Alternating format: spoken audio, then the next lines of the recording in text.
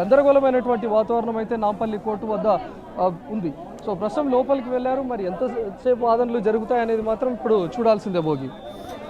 అంటే రవి, మనం అనేక రకాలైనటువంటి అప్డేట్స్ మనం చూస్తూ ఉన్నాం. మరోపక్క హైకోర్టులో క్వాష్ పిటిషన్ మొన్న 11వ తారీఖు దాఖలు చేసింది. మొన్న ఈ రోజున విచారణకు వచ్చింది మధ్యాహ్నం 2:30కి. అది సాయంత్రం 4 గంటలకి విచారణ వాయిదా పడింది. ఈ సందర్భంలోనే ఈరోజు అల్లు అర్జున్ అరెస్ట్ చేసిన తర్వాత హైకోర్టులో ఒక ఎమర్జెన్సీ పిటిషన్ కూడా దాఖలు చేసినట్టుగా తెలుస్తోంది. సోమవారం వరకు అరెస్ట్ చేయకుండా ఆర్డర్ ఇవ్వాలంటూ కూడా లంచ్ మోషన్ పిటిషన్ దాఖలు చేశారు. బహుశా అది కూడా 4 గంటలకు విచారణకు వచ్చే అవకాశం ఉంది. సో ఇటువంటి నేపథ్యంలో ప్రస్తుతం నాంపల్లి కోర్టులో ఏం జరిగే అవకాశం ఉంటుంది? అంటే వెయిట్ చేసే అవకాశాలు ఉంటాయా, లేకపోతే ఇక్కడ లీగల్ ప్రొసీడింగ్స్ ముందరికి వెళ్లే అవకాశాలు ఉంటాయా? ఏంటి లీగల్ ఎక్స్పర్ట్స్ ఏమని చెప్తూ ఉన్నారు?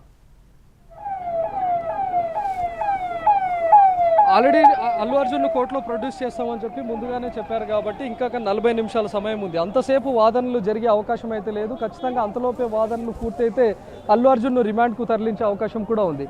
మరోవైపు ఇన్ కేసు అంతలోపు రిమాండ్కు తరలించినా కూడా వెంటనే తీసుకొని వెళ్తారు.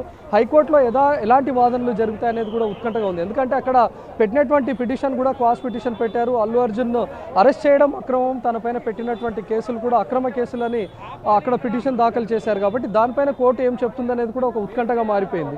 4 గంటలకు హైకోర్టులో వాదనలు ప్రారంభమయ్యే లోపే ఇక్కడ నాంపల్లి కోర్టు ఏదైనా రిమాండ్ విధిస్తుందా లేదా అనేది చూడాలి. ఎందుకంటే దాదాపు 40 నిమిషాల సమయం ఉంది.